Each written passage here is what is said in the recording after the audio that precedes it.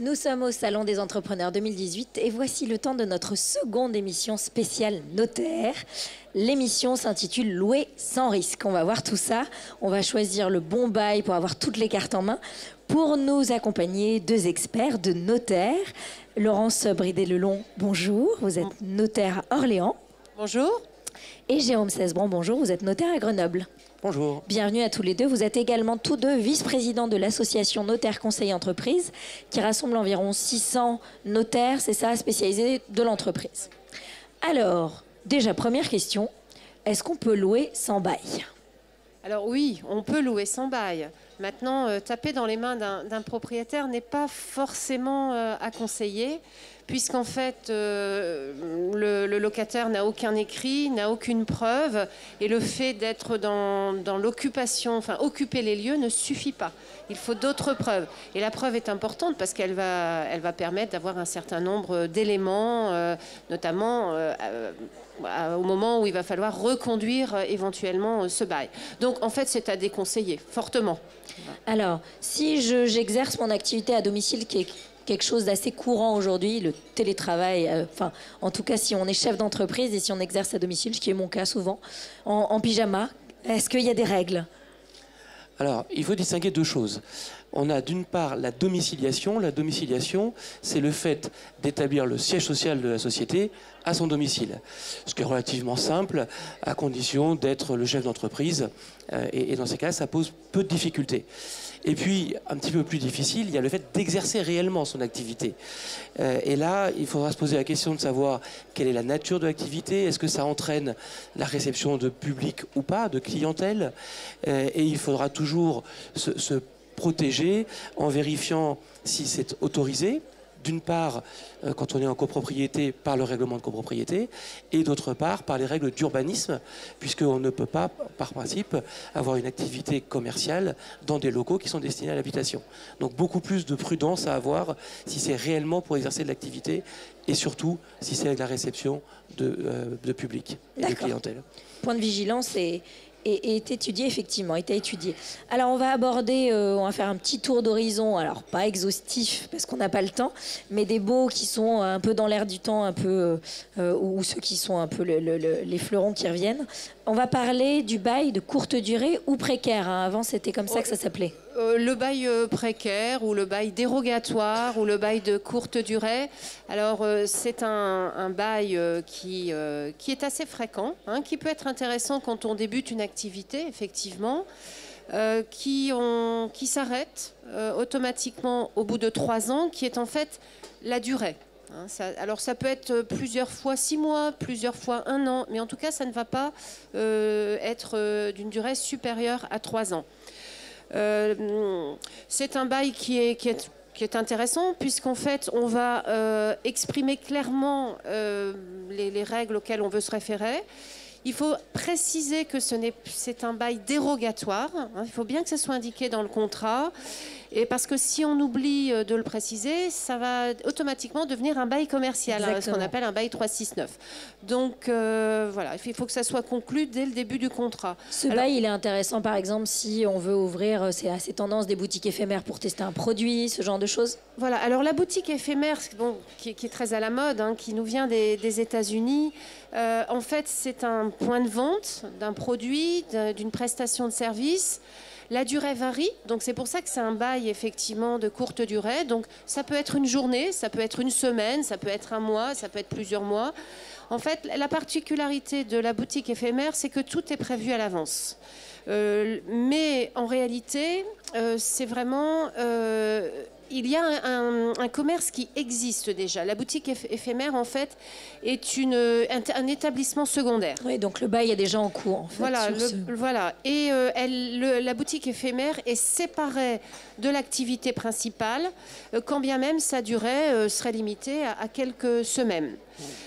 Il n'y a pas de différence entre l'établissement principal, hein, ça c'est important, donc c'est quand même, il y a toujours à la base un établissement important.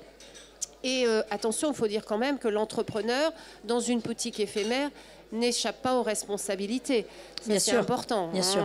Au-delà de la boutique éphémère, est-ce qu'il y a des points de vigilance sur ce bail courte durée qui a l'air d'être assez intéressant pour de nombreux cas? Oui, c'est important. Il faut faire un peu ce que disait Jérôme, c'est-à-dire il faut toujours faire attention. Est-ce que le règlement de copropriété autorise ce type de contrat? Est-ce que si on utilise par exemple le domaine public, ça peut arriver, il faut une autorisation parfois du préfet. Est-ce que si c'est une... Alors, on peut parler aussi des baux saisonniers. Par exemple, si c'est une activité saisonnière, c'est pas tout à fait un bail de courte durée, c'est pas un bail commercial, c'est encore une exception particulière. Et là, on ne peut l'arrêter qu'en fin de saison. Alors, on ne peut pas l'arrêter quand on veut. On cesse au moment où la saison s'arrête. Voilà. Donc, et puis, il faut aussi que ce soit motivé parce que, effectivement, on est à la neige, on est à la... Voilà. Alors, au-delà de 3 ans, vous l'avez dit, on passe assez classiquement en bail commercial. En quelques mots, on connaît bien ce type de bail, mais en quelques mots, est-ce qu'on peut y revenir ? Bien sûr. Alors, pour revenir une seconde et pour faire le lien entre les baux dérogatoires et le bail commercial, il faut quand même être conscient quand on est côté preneur, côté locataire, que le principe du bail commercial, c'est surtout de protéger le preneur et que le bail dérogatoire va priver le preneur de toute cette protection. Donc il faut que ce soit effectivement bien réfléchi. Su et assumé. Puisque le risque, c'est de perdre le local. Alors que, et je viens à la question du bail commercial, le bail commercial, il est conçu pour protéger le locataire. On parle, alors juridiquement c'est un terme impropre, mais qui est parlant, on parle de propriété commerciale. Ça veut dire que le preneur, dès lors qu'il respecte ses obligations, a la capacité à rester aussi longtemps qu'il le souhaite dans les lieux. Et c'est extrêmement important quand on a une activité, en tout cas ouverte au public, puisque c'est le point de repère de l'activité. C'est pour ça que c'est un bail qui dure au minimum 9 ans, mais pour protéger le preneur, lui peut partir tous les 3 ans. Donc il a la certitude de rester 9 ans s'il le souhaite, sauf des cas très particuliers, mais il peut partir tous les 3 ans. Donc ça, c'est un premier point important. Et puis à l'expiration du bail, s'il souhaite rester, il va demander le renouvellement qui se fera aux mêmes conditions économiques. Donc le bailleur ne pourra pas, hormis le jeu de l'inflation, mais ne pourra pas revoir le loyer à la hausse. Et si le bailleur veut ne pas renouveler le bail, il devra indemniser le preneur.